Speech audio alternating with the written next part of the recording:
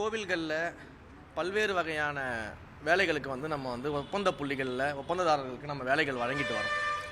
So இதை வந்து நம்ம லாஸ்ட் ஒரு 40 டேஸில் அனாலிசிஸ் பண்ணதில் நிறைய விஷயங்கள் வந்து கொஞ்சம் ரிஃபார்ம் பண்ணணும், நிறைய விஷயங்களில் வந்து சில மாற்றங்கள், அந்த நிபந்தனைகளை வந்து கொஞ்சம் மாற்ற வேண்டிய கட்டாயம் இருக்கிறது நமக்கு தெரிய வந்தது. எங்கெங்கெல்லாம் சில லீக்கேஜஸ் இருக்குது, எங்கெங்கெல்லாம் வந்து நம்ம இன்னும் குவாலிட்டி வைஸ் வந்து நம்ம இம்ப்ரூவ் பண்ணலாம் அப்படின்னு அனாலிசிஸ் பண்ணும்பொழுது பல விஷயங்கள் நம்மளுடைய கவனத்துக்கு கொண்டு வரப்பட்டு அதெல்லாம் ஆராய்ச்சி செய்யப்பட்டு புதிய ஒரு டெண்டர் கைட்லைன்ஸ் அக்ராஸ் தமிழ்நாட்டில் இருக்கக்கூடிய அனைத்து கோயில்களுக்கும் காமனான ஒரு டெண்டர் கைட்லைன்ஸ் வந்து நம்ம கொண்டு வந்திருக்கிறோம்.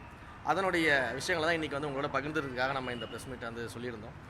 ஸோ நிறைய கான்ட்ராக்ட்ஸ் லைக் வந்து பார்த்திங்கன்னா பிரசாதம் ஸ்டால்ஸு கொடுக்கறது, அதே போல் வந்து பூ பழங்கள் விற்பனை செய்யக்கூடிய கான்ட்ராக்ட்ஸாக இருக்கட்டும், பார்க்கிங் கான்ட்ராக்ட்ஸாக இருக்கட்டும், கோயில்களில் வந்து அந்த முடி எடுக்கக்கூடிய அந்த கொள்முதல் செய்யக்கூடிய கான்ட்ராக்ட்ஸாக இருக்கட்டும், அதே போல் கோயில்களுக்கு வந்து இந்த வரக்கூடிய அந்த ஆடு மாடு கோழிகளுக்கான அந்த விஷயங்கள் அந்த கான்ட்ராக்டாக இருக்கட்டும், ஒவ்வொரு இடத்துலையுமே இருக்கக்கூடிய சின்ன சின்ன லீக்கேஜஸ் என்னென்ன இருக்குது அப்படின்றத அரெஸ்ட் பண்ணுறதுக்காகவும் டிரான்ஸ்பரண்ட்டாக அது நடக்கணும். இன்னும் வந்து ஒரே ஒரு கான்ட்ராக்டரே வந்து தொடர்ந்து பல வருடங்களாக ஏலங்க விடுப்பது போன்ற விஷயங்கள் எல்லாம் வந்து மாற்றி அனைவருக்கும் வாய்ப்பு கிடைக்க வேண்டும். ஸோ புதிதாக வருபவர்களுக்கும் வாய்ப்பு கிடைக்கணும். ஒன்லி பெரிய பெரிய பெருமுதலாளிகளுக்கு மட்டுமே வாய்ப்பு கிடைக்காம அனைவருக்கும் வாய்ப்பு கிடைக்கணும் அப்படின்ற முறையில் நிறைய இந்த டெண்டர் கைட்லைன்ஸில் நம்ம மாற்றங்கள் கொண்டு வந்திருக்கிறோம். அந்த குவாலிட்டி என்ஷூர் பண்ணுறதுக்காகவும் நம்ம அந்த மாற்றங்கள் கொண்டு வந்திருக்கோம். அதில் என்னென்ன பண்ணியிருக்கோன்றதை மட்டும் நான் குயிக்காக வந்து சொல்லிடுறேன். ஸோ முதல்ல அனைத்து கோயில்களுக்கும் வந்து பார்த்திங்கன்னா ப்ராப்பரான அந்த உறுதிமொழி படிவங்கள், டெண்டருக்கான அப்ளிகேஷன்ஸ், இது எல்லாத்தையுமே வந்து ப்ராப்பராக ஒரே மாதிரியான படிவங்களை நம்ம வந்து கொண்டு வந்திருக்கோம். தமிழ் மற்றும் ஆங்கிலங்களில் அதை கொண்டு வந்திருக்கோம். இன்னொன்று, அனைத்து டெண்டர்களும் இந்து சமய அறநிலை துறையில் இருக்கக்கூடிய அனைத்து டெண்டர்களுமே இனிமேல் ஆன்லைனில் வந்து நடக்க போகுது. ஸோ ஆன்லைன் டெண்டர் அப்படின்றத வந்து நம்ம வந்து இந்த தடவை நம்ம கொண்டு வந்து மாற்றிருக்கிறோம். ஆன்லைன்லேயே டெண்டருக்கான அந்த ஒப்பந்த புள்ளி கோருதலும் நடக்கும், அதற்கான ஏலமும் ஆன்லைன்லேயே நடக்கும். ஸோ இது ரெண்டுமே நம்ம வந்து ஆன்லைனில் பண்ணுறதுக்கான விஷயங்கள் கொண்டு வந்திருக்கிறோம். அதே போல் இதற்கு முன்பு வந்து பார்த்திங்கன்னா பல கோயில்களில் வந்து இந்த இஎம்டின்னு சொல்லப்படக்கூடிய வைப்பு தொகையும் செக்யூரிட்டி தொகையும் வந்து கோயிலுக்கு சில இடங்களில் மாறுபட்டு இருந்துச்சு. அப்போ இதை தமிழ்நாடு முழுக்க காமனாக கொண்டு வந்திருக்கிறோம். காமனாக இஎம்டி வந்து குறிப்பிட்ட பர்சன்டேஜ் 1% இஎம்டி அப்படின்னும், அந்த செக்யூரிட்டி தொகை அப்படின்றது வந்து 5% அந்த டெண்டர் தொகையிலேருந்து அப்படின்னு காமனாக நம்ம கொண்டு வந்திருக்கிறோம். ஜிஎஸ்டி பேன் வந்து அனைத்து டெண்டர்களுக்கும் கட்டாயம், அது இல்லாமல் எதுவும் டெண்டர்கள் வந்து கண்டிப்பாக வந்து அலோவ் பண்ண மாட்டோம் அப்படின்றத நம்ம சொல்லியிருக்கிறோம். அதே போல் கொள்முதல் விலை, அடக்க விலைகள் இருக்கு இல்லையா, நம்ம அடிப்படை விலைகளை வந்து நம்ம வந்து இந்த டெண்டர்கள் எடுக்கும் பொழுது நீங்கள் வந்து பார்த்தீங்கன்னா ஒருத்தர் வந்து இப்போ ஒரு லோவஸ்ட் வேல்யூ வந்து நம்ம ஃபிக்ஸ் பண்ணுறாரு அப்படின்னா நம்ம அவருக்கு வந்து டெண்டர் கொடுக்கக்கூடிய நடைமுறையில் தான் இங்கே இருந்துச்சு. இப்போ நம்ம என்ன பண்ணுறோம் அப்படின்னா ஒருத்தர் லோயஸ்ட் வேல்யூ வந்து கோட் பண்ணிடுறாரு, அவருக்கு கீழே இருக்கவங்க இன்னும் 2-3 பேர் ஒரு லோயஸ்ட் வேல்யூ கோட் பண்ணிடுறாங்க. அதில் வந்து லோயஸ்ட் வேல்யூ ஒரு தடவை யார் கொடுத்துட்றாங்களோ அவங்களுக்கு நம்ம டெண்டர் கொடுத்துட்றோம் அப்படின்ற அந்த முறையை மாற்றி லோயஸ்ட் வேல்யூ கொடுத்ததுக்கு பிறகு திரும்ப அவங்களுக்கு ஒரு நேரம் கொடுத்து அந்த வேல்யூவை வந்து மாற்றிக்கலாம், திரும்பவும் ஒரு லோயஸ்ட் வேல்யூ வந்து ஃபிக்ஸ் பண்ணுறதுக்கான அந்த வாய்ப்பை நம்ம கொடுக்குறோம். இதன் மூலமாக மிக குறைந்த விலைக்கு நம்மளால் வந்து கோயில்களுக்கு தேவையான பொருட்களை வந்து ப்ரொக்யூர்மெண்ட் பண்ண முடியும்.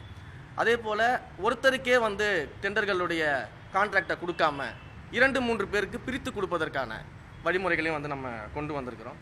குறிப்பாக டெண்டர் இந்த கான்ட்ராக்டை பொறுத்தவரைக்கும் காலதாமதம் பண்ணுறது, தரம் இல்லாத பொருட்களை கொடுக்கறது, அளவு குறைபாடு இருக்கிறது, இல்லை சப்ளை பண்ண முடியாமல் போகிறது, இந்த மாதிரியான சூழ்நிலைகள் ஏற்பட்டால் அதற்கு வந்து நம்ம பெனால்ட்டியும் வந்து ஆட் பண்ணியிருக்கிறோம். அவங்களுக்கான அபராதம் விதிக்கக்கூடிய இதையும் நம்ம கொண்டு வந்திருக்கிறோம்.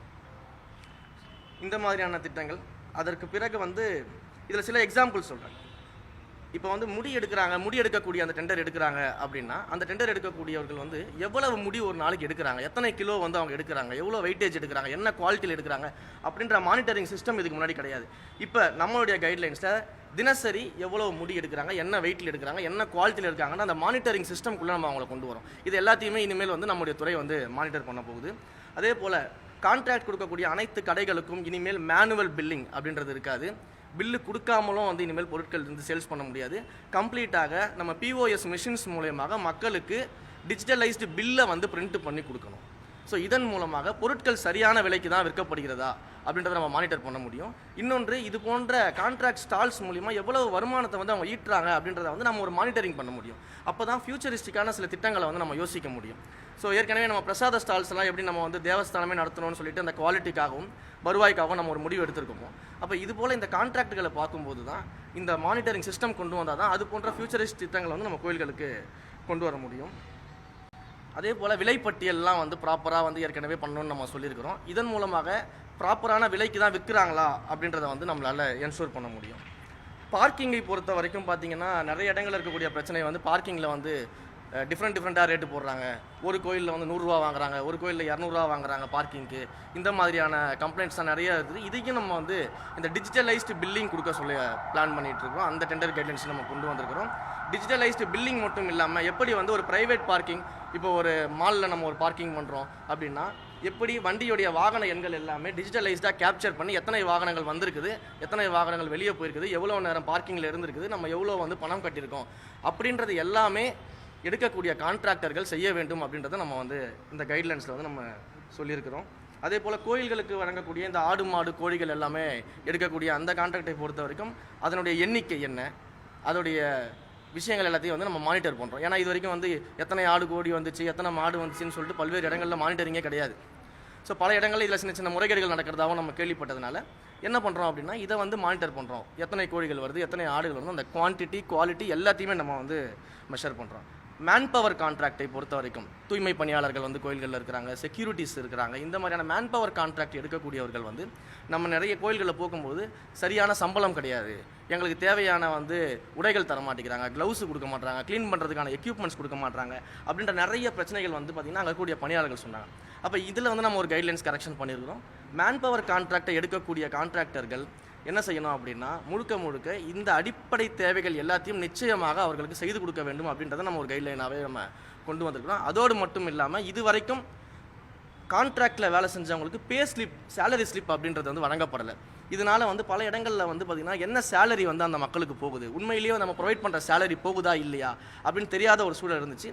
இதற்கு பிறகு வரக்கூடிய நம்மளுடைய இந்த கான்ட்ராக்ட் கைட்லைன்ஸில் கரெக்ஷனுக்கு பிறகு வரக்கூடியவர்கள் நிச்சயமாக கான்ட்ராக்டில் பணிபுரியக்கூடிய ஊழியர்களுக்கு என்ன சம்பளம் கொடுக்குறாங்க, என்ன ரிடக்ஷன்ஸ் பண்ணியிருக்கிறாங்க அப்படிங்கிறத பே ஸ்லிப்பாக கொடுக்கணும் அப்படின்றத நம்ம ஒரு கரெக்ஷனாக கொண்டு வந்திருக்கிறோம். ஸோ இதுபோல் நிர்வாக சீர்திருத்தங்களுக்காக நம்ம பல்வேறு விஷயங்கள் கொண்டு வந்திருக்கிறோம். அதே மாதிரி ப்ரீ பிட் மீட்டிங்னு ஒன்று நடக்கும்.